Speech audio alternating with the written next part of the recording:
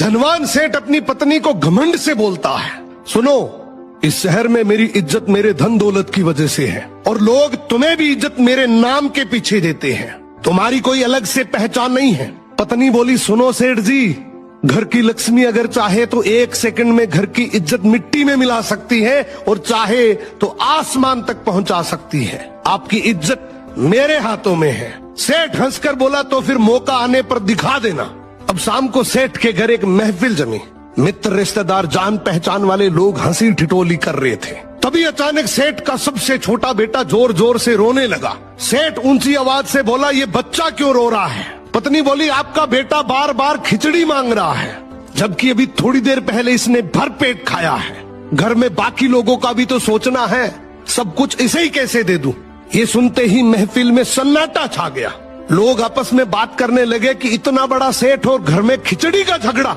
सेठ का चेहरा लाल पड़ गया, उसकी इज्जत वहीं धूल में मिल गई। रात को सेठ अपनी पत्नी के पास गया और बोला, ठीक है, मान गया, आज तुमने मेरी इज्जत सबके सामने गिरा दी, अब इसे वापस लाकर दिखाओ।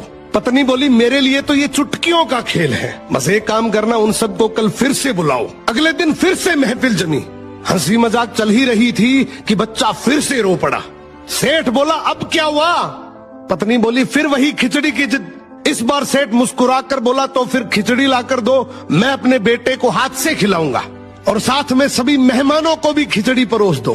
पत्नी ने तुरंत रसोइयों को आदेश दिया, बड़े ठाट बाट से हांडियां लाई गई, मेहमानों को कटोरी में खिचड़ी परोसी गई, लेकिन वो साधारण खिचड़ी नहीं थी। उसमें केसर की खुशबू, बादाम, काजू, पिस्ता, किशमिश और घी की महक।